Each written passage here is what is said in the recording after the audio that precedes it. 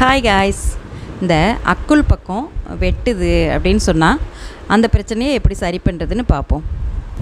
ப்ளவுஸில் இந்த கை சுற்றளவு எவ்வளோ இருக்குது அப்படின்னு பார்த்துக்கணும். இதை விட இந்த அண்டராம் அகலம் இது ஒரு 1.25 இன்ச் அளவுக்கு அதிகமாக நீங்கள் வச்சுக்கோங்க.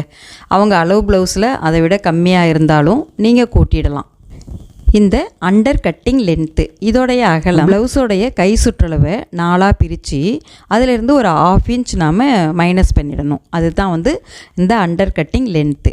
அந்த அளவில் நம்ம கையை வெட்டினதுக்கப்புறம் ப்ளவுஸில் என்ன அளவு இருக்குதோ அந்த அளவுக்கே இந்த அக்குள் ரவுண்டு நம்ம வெட்டிக்கணும்.